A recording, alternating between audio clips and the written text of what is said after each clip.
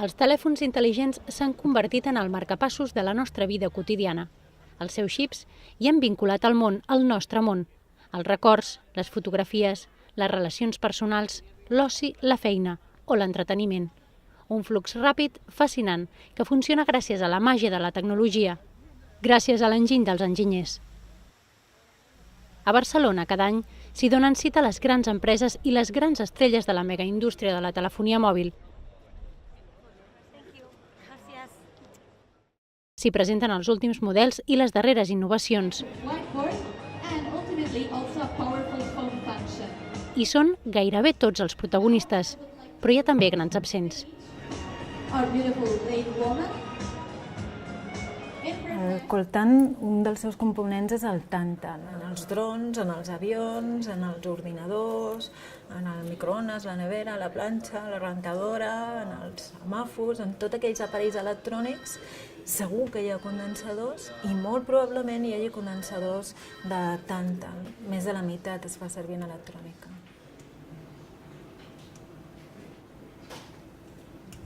Això tan petit d'aquí és un condensador. De fet, un mòbil com aquests tindrà entre 10 i 15 mil·ligrams de coltan, de tàntal.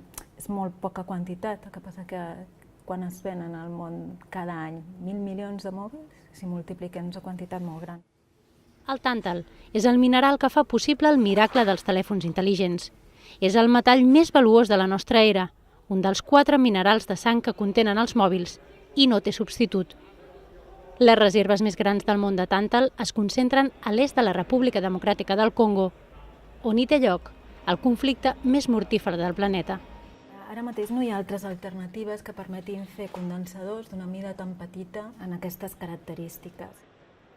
Hi ha una vintena d'empreses a tot el món que processen el tàntal, però només 4 són capaces de transformar-lo pel seu ús principal, l'electrònica. Benvinguts al Museu Invisible de Qualcomm. La tecnologia que crea Qualcomm bàsicament és invisible, està amagada. Normalment la tenim amagada dintre dels dispositius. No fa elements físics, no fa dispositius.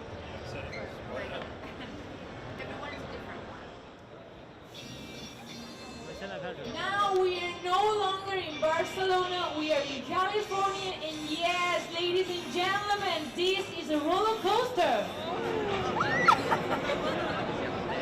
Més de 21.000 expositors mostrant les últimes novetats en telefonia mòbil.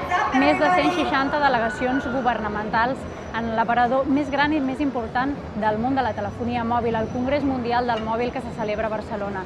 Però entre tanta connexió queda invisible l'estela d'aquestes pedres, el coltan, que fan funcionar la majoria de tots aquests aparells, i queda també invisible l'estela de Congo, el país on comença el recorregut de la telefonia mòbil.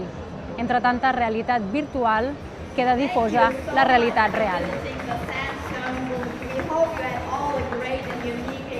Algunes empreses certifiquen que els seus components tots han estat comprats amb mines regulades i han seguit el camí que toca, però la majoria no. I la majoria no sabem d'on venen. Tu no trobaràs cap empresa que t'ho diu, que venen del Congo. És molt difícil per nosaltres seguir la cadena fins al principi. No hi ha informació. Ni rastre, ni informació, ni legislació.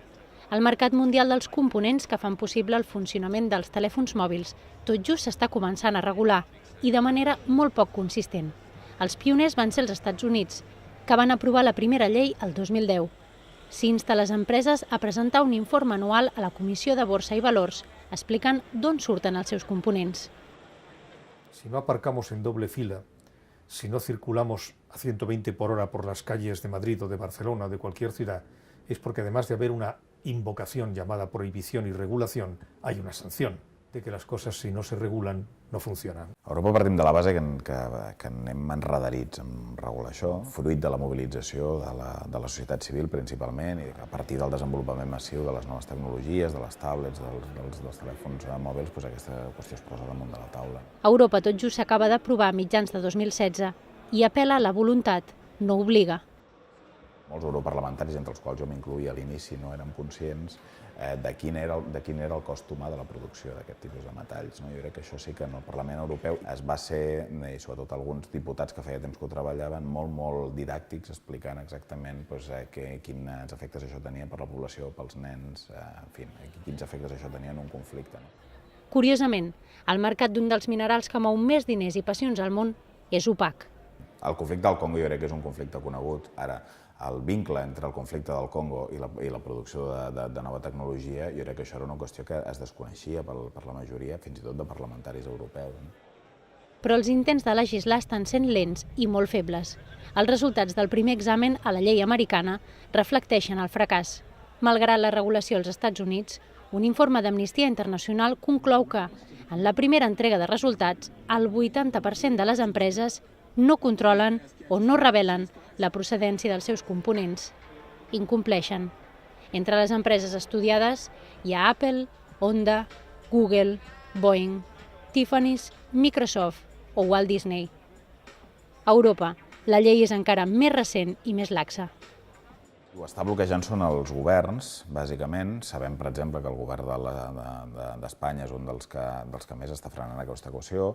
Formalment, l'argument que es dona és que això pot tenir un efecte sobre l'activitat de les petites i mitjanes empreses, que si es demana fer unes avaluacions i unes due diligence massa exigents, això tindria un cost econòmic molt elevat i, per tant, això faria que moltes d'aquestes empreses no deixessin de ser competitives. Però segurament la indústria aquí està jugant un paper de pressió molt fort.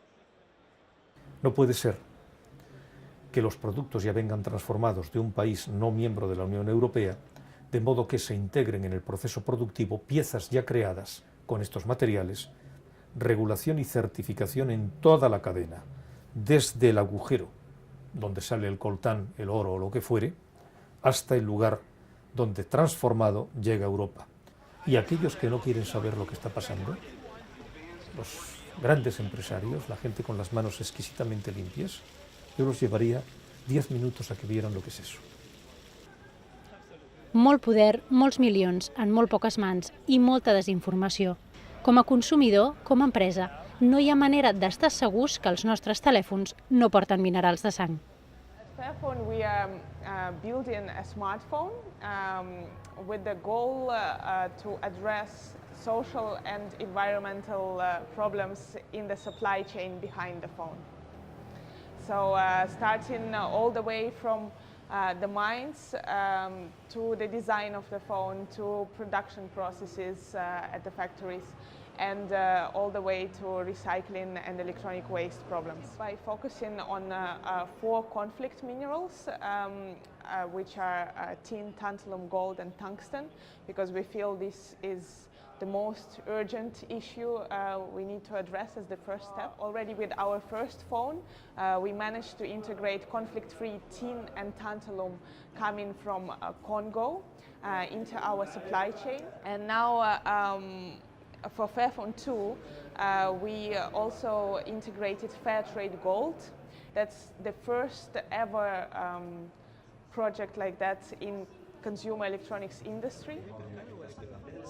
Now, 3 years later, there are almost 90,000 people in Europe who own a Fairphone, and this is very inspiring because these are really people who show that they can make a difference with their purchase and that they want more ethical products, and we believe that this can motivate the entire industry to act more responsibly.